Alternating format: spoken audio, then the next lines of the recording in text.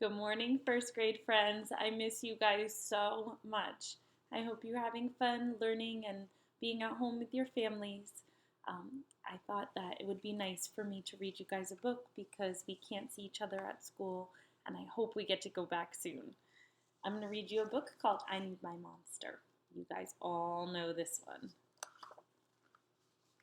Tonight, when I looked under the bed for my monster, I found this note instead. Gone fishing, back in a week, Gabe. What was I going to do? I needed a monster under my bed. How was I supposed to get to sleep if my monster was gone? I tried to sleep, but it wasn't the same without Gabe. I missed his ragged breathing, his nose whistling, the scrabbling of his uncut claws.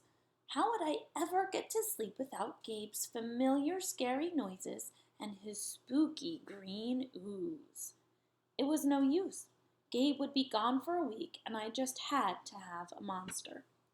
I climbed quietly out of my bed so my parents wouldn't hear me.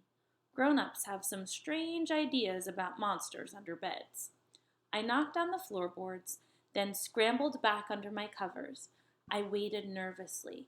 Would a new monster appear? What would he be like? Would his snorting be as cheerful as Gabe's? When I heard some creaking under my bed, I knew that the substitute monster had arrived. "Good evening," said a low, breathy voice. "My name is Herbert, and I will be your monster for the evening." "Herbert? What kind of name is that for a monster? You don't sound scary at all. Have you ever scared a kid before?" "Well, no, but I have read all the best books on the topic." "Do you have long teeth and scratchy claws?" I asked. "No, but I have an overbite, and I'm a mouth breather. Listen." Herbert's panting was kind of scary, but it wasn't enough for me. "Listen, Herbert, I'm sorry. I just don't think this is going to work. It's nothing personal. But I really need a monster with claws." "Picky, picky," Herbert complained. "As you wish. I'll go." There was more creaking, then Herbert was gone. Some scratching warned me that a second monster had appeared. "Good evening," he said in a high, silky voice. "My name is Ralph. I understand you need a monster with claws. If you would please lean over, I will hold out an arm for inspection." I crouched to the edge of the bed, hoping to see a horrible, shaggy arm with sharp, ragged claws. Instead, I was surprised to see sleekly brushed fur with smooth, shiny claws. "Excuse me, I don't mean to be rude," I asked, "but is that nail polish on your claws?" "Yes, it is," Ralph replied.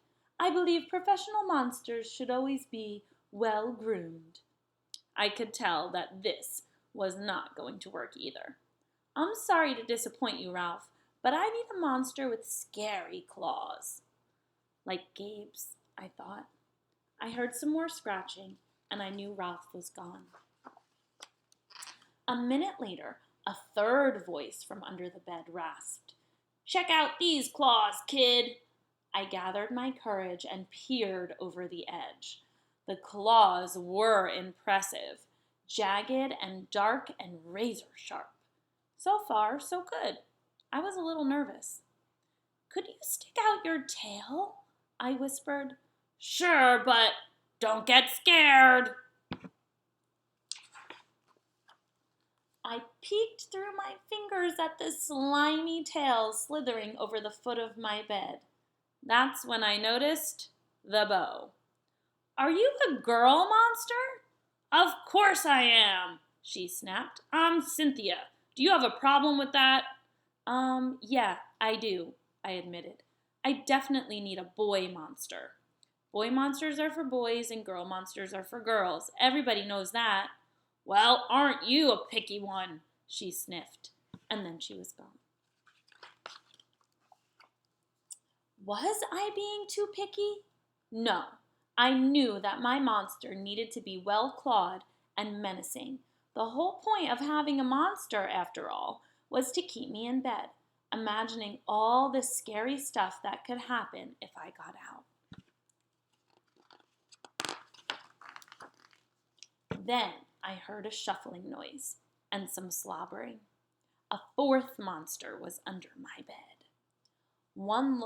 Hey, the name's Mac. One look at his claws proved that Mac was a big, scruffy boy monster. I shivered. Maybe this one would work out. Those are excellent claws, but do you have a long tail? I leaned over to see. No, my tail is stumpy, Mac slurped, but I do have an unusually long tongue. Why would I be afraid of a long tongue? I asked. Oh, I don't know, he said, trying to sound terrifying. You never know when I might lick you. I fell back on the bed, laughing.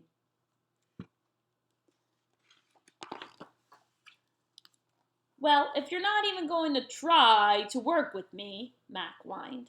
I held in my giggles. I really don't think you should send me away, he warned. Kids who reject 5 monsters in one night.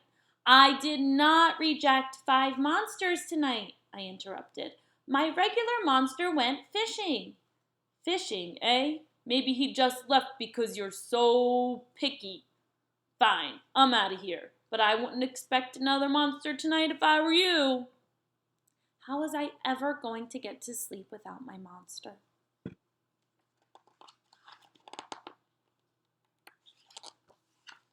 I was surprised to hear more creaking under the bed. Loud creaking with scratching. I thought no more monsters were going to appear tonight, I said. Sorry I'm late, kid. Oh, it was Gabe. I thought I would enjoy fishing, but I didn't, he explained. Those fish scare too easily. No challenge at all. You, however, are challenging, my friend. You're almost too old to be afraid of monsters. You keep me on my toes. Ah, toes. A delicious snack. The bed quivered as Gabe's stomach rumbled with hunger. Now, if you don't mind, I'd like to start the evening with an ominous puddle of drool. I peeked over the edge of the bed. Green ooze spread soundlessly from underneath. Then the bed trembled as Gabe unfurled his spiked tail. He was daring me to guess where he might pop up. I shivered. So, you had some substitute monsters tonight, Gabe said, sharpening his claws on my bedpost. Were you scared? Then Gabe started tapping. I could tell he wanted to know if I still needed him. No other monsters can scare me like you, I giggled, diving under my covers and pulling them up tight. Through the blanket, I heard Gabe's soft, comforting snorts. Ha! I knew it! We're made for each other, he growled. When my blanket started to slip off the bed, I knew Gabe was ready to eat. Now, if you could please stick out your foot, he said. I'd like to nibble your pinky. I yanked my blanket back up and scrunched my feet in so Gabe couldn't get them. No toes tonight, but you can have this, I offered, pushing a pillow off the bed. I didn't even hear it hit the floor. Gabe was back. The ooze was perfect. Everything was back to normal. I shivered again. I'd be asleep in no time. And that's the end. I'll see you guys soon.